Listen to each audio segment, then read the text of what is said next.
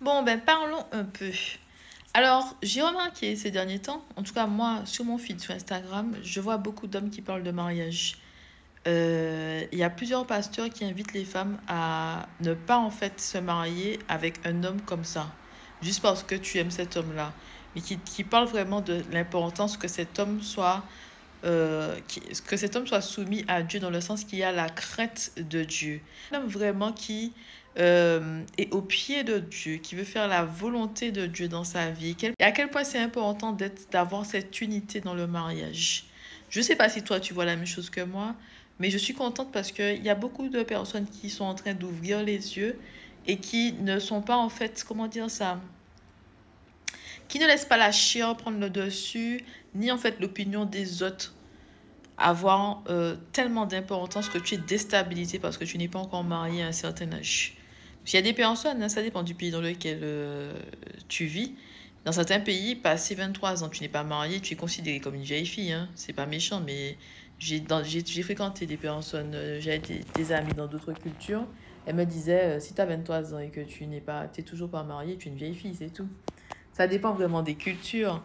Il y a dans d'autres cultures, les femmes, si elles sont pas mariées, c'est comme si tu as échoué. Tu dis pas marié, c'est comme si tu as échoué, ta vie, tu as un échec et tout. Donc, tout dépend des cultures, tout dépend du pays de résidence. Moi, je n'ai pas ce problème-là. Personne ne me dit j'ai sinon, puisque de toute façon, les gens savent très bien que moi, c'est soit Dieu me dit c'est ton mari, soit moi, je reste seule tranquillement. Non, je vais rien chercher pour moi. Tu sais, je sais pas quel âge que tu as, tu me regardes, mais plus le temps passe et plus tu as moins d'énergie. Plus le temps passe, plus tu as moins d'énergie, plus le temps passe, plus tu te connais beaucoup mieux, plus le temps passe, plus... En tout cas, les personnes hein, qui évoluent d'une manière, on va dire, de manière positive, les personnes qui sont intelligentes, qui ont de l'intelligence émotionnelle, des personnes qui se rapprochent de plus en plus de Dieu, quand Dieu te donne la paix, tu vas pas aller avec quelqu'un juste pour aller avec quelqu'un. Tu vois, tu veux que cette personne-là aussi vienne avec une certaine paix et que cette personne soit aussi au pied de Dieu. Que cette personne ait cette envie de construire quelque chose de solide et quelque chose pour la vie. Pas juste quelqu'un qui a des désirs, qui se laisse mener par la chair. Parce que quand tu es avec un homme est soumis à sa chair, c'est horrible en fait. Je dis un homme, mais ça peut être une femme aussi. Je dis un homme parce que je suis une femme. Mais ça marche dans les deux sens. Quand la personne n'est pas soumise à Dieu, c'est horrible. Elle ne cherche pas l'unité. Elle va pas se remettre en question, elle ne va pas prier, elle va pas prier pour que le Seigneur puisse mettre sa main dans la relation, pour que le Seigneur puisse l'aider à résoudre des problèmes dans le mariage. C'est-à-dire que tout ce qui passe dans sa tête, elle va faire. Et des fois, c'est vraiment horrible en fait, c'est horrible. C'est horrible. Toi, si tu es déjà au pied de Dieu, tu as un tas de prières à faire et des jeûnes. Pendant que tu fais tes prières et tes jeûnes, l'autre personne fait ce qu'elle a envie de faire. Hein. Toi, tu pleures tranquillement tous les soirs, mais l'autre personne vit tranquillement, comme si de rien n'était. Tu comprends? Convoitise des yeux, plaisir de la chair. La personne fait, dès que, comment dire ça? C'est comme si cette personne-là, elle avance selon, en fait, la direction du vent. Elle se réveille, la direction c'est nord, elle va au nord, la direction c'est sud, elle va au sud. Elle sait pas ce qu'elle fait, elle est perdue dans sa vie. Et puis en plus, après ça, elle te regarde comme si c'est toi qui es folle.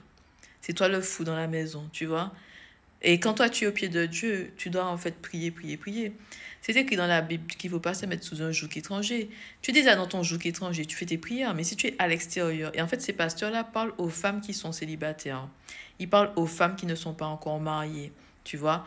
Il y a beaucoup de pasteurs qui parlent de ça, et je pense que il y a une sœur qui m'a parlé de ça dans le milieu de la francophonie, que si tu te maries avec un homme qui n'est pas au pied de Dieu, où est-ce que ça va te mener? Tu vois? Ah là là, tu vas lâcher beaucoup de plumes, hein? Ah là là. Donc, il y a des personnes qui ne savent pas c'est quoi d'être avec quelqu'un pendant longtemps. Donc, elles sont encore dans le monde des trucs, le monde des bisounours, le prince et la princesse, la reine et le roi.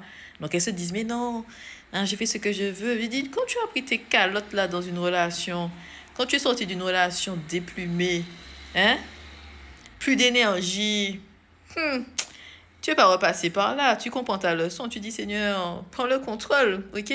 Les gens qui n'ont jamais connu ça, pour eux, tu vois, ils n'ont pas encore le vaccin. Mais une fois que tu as été vacciné, tu ne veux pas qu'on te vaccine deux fois. Donc voilà. Bon, je m'arrête là.